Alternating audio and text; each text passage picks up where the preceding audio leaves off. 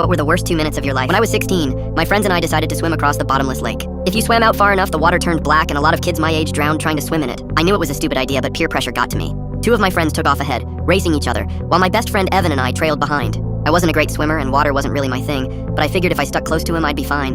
About halfway across, he suddenly screamed my name. I turned around and saw pure terror in his eyes. His face was pale. "My leg is cramping," he yelled. I told him to copy my side stroke and just focus on floating. He tried, but a second later he panicked again. "My other leg, I can't move my legs, help!" Then he lunged at me. His hands grabbed my shoulders, pulling me under as he struggled to stay above water. I panicked and dove down to escape. When I surfaced, he was thrashing, his arms flailing, gasping for air. I yelled for our friends on shore, but they were too far away to hear. I watched him struggle, and for a second I thought, if I try to help him, we're both going to drown. Then he stopped fighting. His face twisted in pain, and he curled into a ball and started sinking under the water. Without thinking, I dove after him. He was 3 feet below the surface when I grabbed his belt and yanked him up. I rolled him onto his back, but he started clawing at my face, desperate to climb on top of me. I had no choice.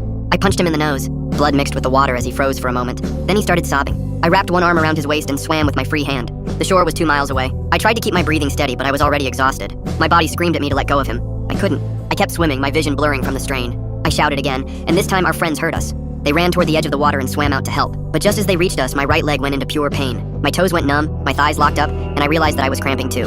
"Float!" I yelled at him, but he panicked again, splashing wildly. I switched arms and forced myself to keep moving. Then suddenly my foot scraped something solid. I could touch the bottom. We made it. Evan was still crying as our friends pulled him onto the shore. My entire body ached, and I collapsed onto the sand, gasping for air. A county truck pulled up, and an old man rolled down his window. "You boys better not be swimming in that lake," he said. "People drown out here."